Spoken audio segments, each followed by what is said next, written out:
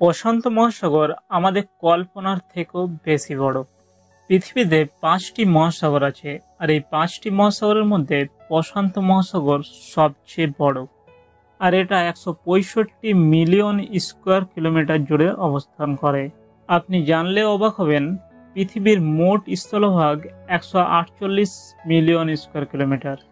এক কথায় আমাদের যত পাহাড়, পর্বত, মরুভূমি, মালভূমি সব একসাথে রাখলেও প্রশান্ত মহাসাগর তার থেকেও বড়। এই মহাসাগরে মাত্র কয়েকটি দ্বীপ আছে। সেগুলি এতটাই ছোট যে এই বিশাল মহাসাগরের কাছে বিন্দুর মতো দেখায়। এই মহাসাগরের বেশিরভাগ দ্বীপেই মানুষ আজ পর্যন্ত যায়নি।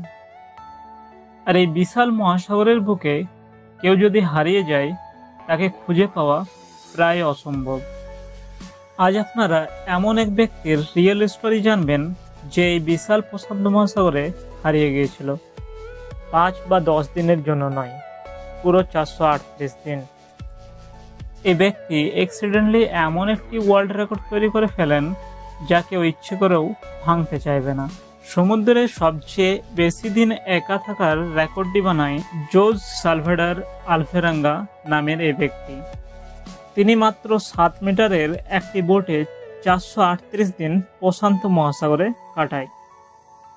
কিন্তু প্রশ্ন হলো, এতদিন এই ভয়াবহ সমুদ্রে বেঁচে কিভাবে ছিল? মেক্সিকোর একটি ছোট্ট গ্রামে জোস আলফেরাঙ্গা নামের এই ব্যক্তি থাকতেন। তার ওই সময় বয়স ছিল 36 বছর। তিনি একজন এক্সপার্ট ফিশারম্যানও ছিলেন। 17 নভেম্বর 2012 সালে আলফেরাঙ্গা তার একজন সঙ্গীকে নিয়ে মাছ ধরার জন্য ছোট্ট একটা বোট নিয়ে সমুদ্রে পাড়ি দেয়। তারা মাত্র 30 ঘন্টার জন্য গিয়ে মাছ ধরে ফিরে আসবে, এইভাবেই যায়। এই কারণেই তারা সামান্য কিছু জিনিসপত্র নিয়ে যায়। এই ছোট্ট বোটটিতে একটি ইঞ্জিন আর একটি মাছ রাখার জন্য আইস বক্স ছিল। মাত্র একদিনের খাবার নিয়ে যাওয়া জোজের কোনো ধারণাই ছিল না আগামী 438 দিন তার জীবনে ভয়াবহ দিন হবে। মেক্সিকোর ওই তীর থেকে 120 কিলোমিটার দূরে গিয়ে মাছ ধরার জন্য জাল ফেলতে তার কিছুক্ষণ পরে সমুদ্রের মধ্যে এক ভয়াবহ সামুদ্রিক ঝড় ওঠে এবং তারা নিজেদের জীবন বাঁচানোর জন্য তীরের দিকে চলতে শুরু করে। পুরো 6 ঘন্টা অবিরাম ফুল স্পিডে বোট চালিয়ে তীর থেকে মাত্র 24 কিলোমিটার দূরে ছিল। এমন সময় তার ভাগ্য সাথ দেওয়া ছেড়ে দেয়। তীর থেকে মাত্র 24 কিমি দূরে বোটের ইঞ্জিন কাজ করা বন্ধ করে দেয়।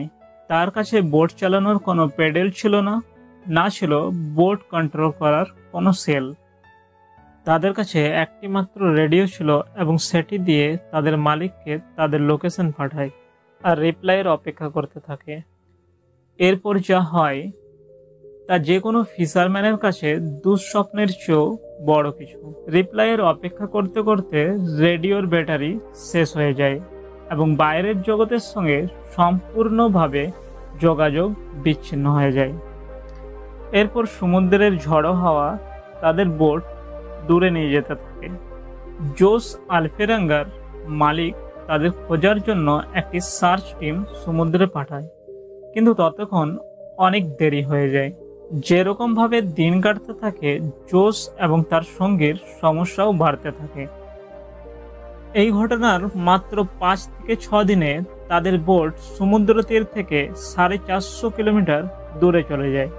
সমুদ্রের এমন এক স্থানে পৌঁছায় যেখান দিয়ে কার্গো শিপও কখনো কেমনও বের হয়ে থাকে। তাদের বোট এতটাই ছোট ছিল যে দূর থেকে কারো চোখে পড়া অসম্ভব ছিল। তারা ভালোভাবেই বুঝতে পারে যে তাদের বেঁচে ফেরার চান্স খুব কম। তারা যে খাবার এনেছিল তা অনেক আগেই শেষ হয়ে যায়। এবার তারা খাবারের জন্য তাদের বোটে আসা পাখিদের হাত দিয়ে ধরে খেতে থাকে। সমুদ্রের মাছ ধরে কাঁচা খেতে থাকে। সমুদ্রের নোনা জল খেলে মৃত্যু হতে পারে, তাই তারা বৃষ্টির অপেক্ষা করত। বৃষ্টির জল জমা করে রাখত। বৃষ্টি কিছুদিন না হলে তারা মাছ ও কচ্ছপের কাঁচা রক্ত খেয়ে তৃষ্ণা মেটাত। এভাবেই দিন মাস কাটতে থাকে। এই মানসিক যন্ত্রণা জোজের সঙ্গী সহ্য করতে না পেরে সুইসাইড করে। এরপর জোস আলফিরাঙ্গা সম্পূর্ণ একা হয়ে যায়। কথা বলার মতো আর কেউ ছিল না। সমুদ্রের মাঝে একা জীবন কাটাতে থাকে। মেক্সিকো ছেড়ে আসা জোস আলফিরাঙ্গার 6 মাসের বেশি হয়ে যায় এবং একা থাকার জন্য ভেঙে পড়তে থাকে। একদিন জোস আলফিরাঙ্গার একটি কার্গো শিপ দেখতে পায় এবং এটা দেখার পর তার বেঁচে ফেরার আশা আবার জেগে ওঠে। জোস আলফিরাঙ্গা নানানভাবে কার্গো শিপের দৃষ্টি আকর্ষণ করে, কিন্তু দুর্ভাগ্যবশত এই ছোট্ট বোটটি কার্গো শিপের কারো চোখে পড়ে না। প্রায় 1 বছর হয়ে যায়। এই 1 বছরে জোস তার ছোট্ট বোটটিতে 8000 কিলোমিটার পাড়ি দেয়। শেষ পর্যন্ত যেন জোসের ভাগ্য সহায়ক হয় এবং সমুদ্রের জলে কিছু নারকেল ভাসতে দেখেন এবং তার কিছু সময় পর একটি দ্বীপ দেখতে পায়। তার ভয় হয় যে এই দ্বীপটাও যেন তার হাতছাড়া না হয়ে যায়, তাই জলে সাঁতার কেটে দ্বীপে পৌঁছায় এবং দ্বীপের মধ্যে এগিয়ে যেতে থাকে এবং দ্বীপের মধ্যে একটি ছোট্ট ঘর দেখতে পায়। সেখানে কিছু মানুষের সাথে দেখা হয়। এই দ্বীপটি মার্শাল আইল্যান্ডের একটি অংশ ছিল। ওই স্থান থেকে জোসকে তার বাড়ি পাঠিয়ে দেওয়া হয়। ফিরে আসার পর জোস 438 ডেজ নামে একটি বই প্রকাশ করেন। ভিডিওটি ভালো লাগলে লাইক অ্যান্ড সাবস্ক্রাইব করুন। ধন্যবাদ।